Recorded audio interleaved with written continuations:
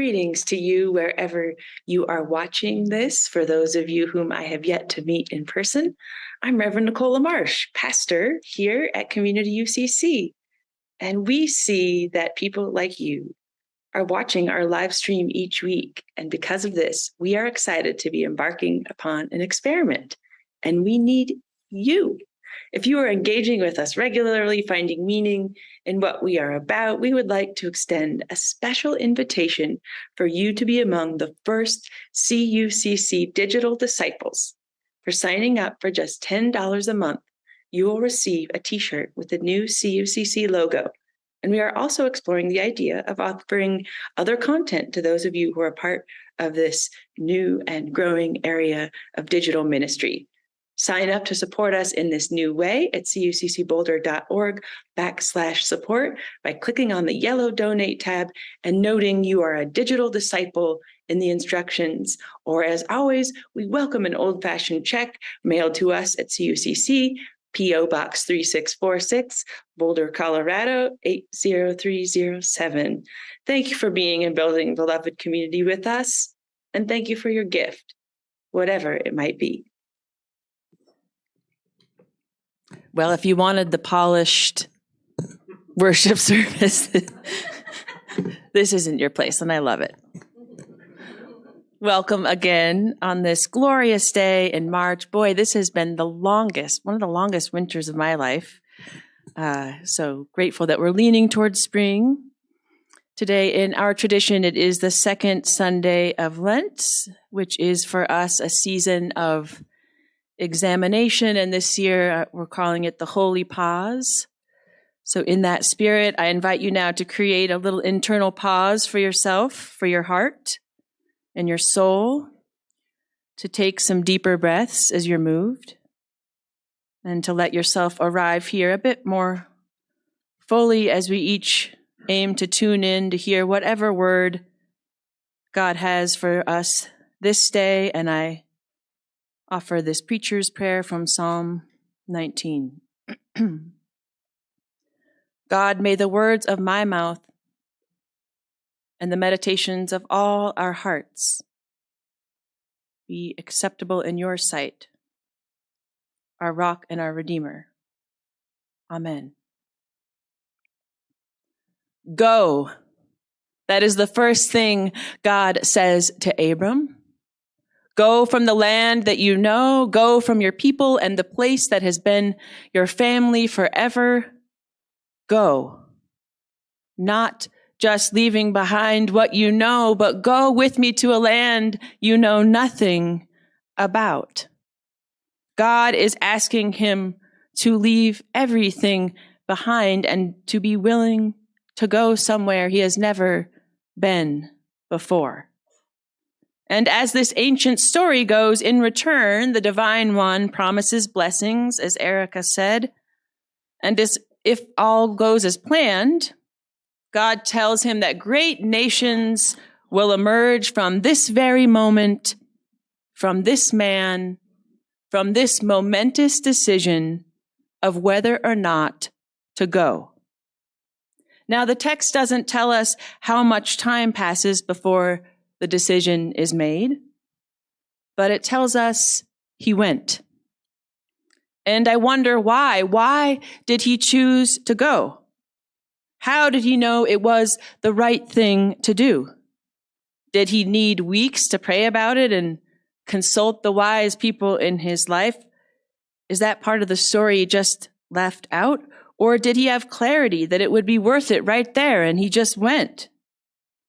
And how do we know when the voice of a higher power, or whatever name we have for it, how do we know when it's that voice and not our egos or our chattering minds or our fears? How did Abram know it was God telling him what to do in the first place? I think I'm not the only one who would be leery of people saying God told them to do something. We find ourselves in this season of Lent where we are tuning in a little more deeply. An invitation from the universe is before us to slow down, and in some places maybe even to stop, so we can hear beyond the surface. And as we shared last week in our progressive Christian context in the United Church of Christ, we often say, God is still speaking, but we don't often get to the next question, which we lifted up, which is what? Are we listening? So how do we know when the universe is pulling us to make a change, to make a move, to go deeper, or to go? The word in Hebrew, how it is used throughout the Bible, is really to make progress, to go deeper, to advance, to proceed.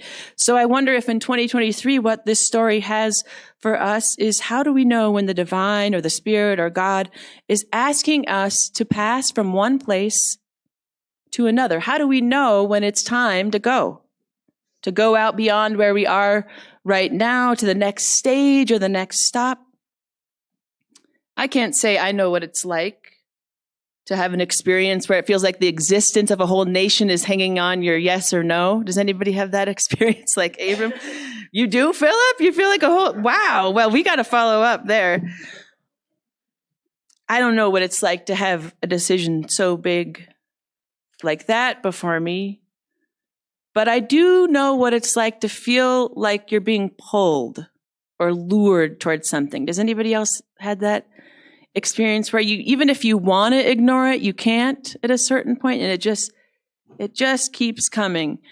I've shared before, I want to get it right. Like, that's just kind of how I'm designed, my personality. So sometimes I have trouble making decisions because I want to, get all the information. And sometimes my husband's like, just make a decision, But when I was in college and reading every book from the Jesus Seminar, which is a group of people who are focused on what Jesus was really saying.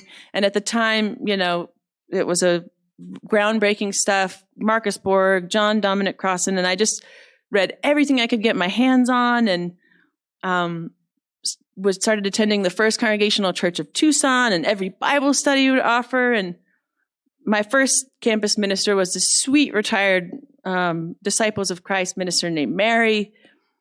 And one day she said, have you ever thought about seminary? No, I hadn't. I grew up in the church, but I'd never seen a woman really in that role. I didn't have that mental map until kind of the very end, when we had an interim named Valerie. And then further along, Rich, the pastor of First Congregational Church, said, have you ever thought about seminary? No, hadn't thought about it. And then the other campus minister toward the end of my time there, Catherine, she said to me, have you ever thought about seminary? And then at one point I'm like, God, tell me what to do with my life. Please, I need to know. And I was, oh, well, these people are asking me this question. And it made me think how much in life where we're like, oh, right, tell me what it is. And it's all right there. We just don't see it. It's like, God is still speaking. The harder part is the listening, taking it in, hearing. Often people will tell me they're waiting for answers. Like, okay, I'm waiting for the universe. But I think we're like waiting for a lightning bolt or something rather than all the stuff that's coming at us. I know the old story in Genesis doesn't tell us that Abram heard the message, after he talked to 5 friends. But I wonder, and I wouldn't be surprised if that is part of the story. And I believe that is God still speaking. And so he went. He chose to go, not knowing where, willing to, in the words we heard, at least be faithful. And if he fails, it will be while daring greatly. I love that piece. How might God be saying go to you? How are you listening to the voice beyond ego, chattering mind, to tune into that deeper, higher thing between us, the energy between us, within us, that flows through the course of things? What if part of this bigger sense of this story and this ancient story for us today is that part of a deep and joyful spiritual journey is an ongoing willingness to go, to make a change, to go deeper, to hear when the universe says it's time. As Frank Yamada writes, go is God's first word, and it sets up what will become a curious dynamic for the people of God forever after, a traveling people. We are called to be a people on the move deeper, the move beyond our familiars, a move calling us from where we are right now. If we accept that God is still speaking and that we are on a journey without a map, how are we listening to the voice that is speaking to us?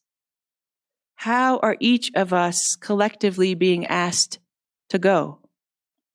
How might God be saying, go to you, to us?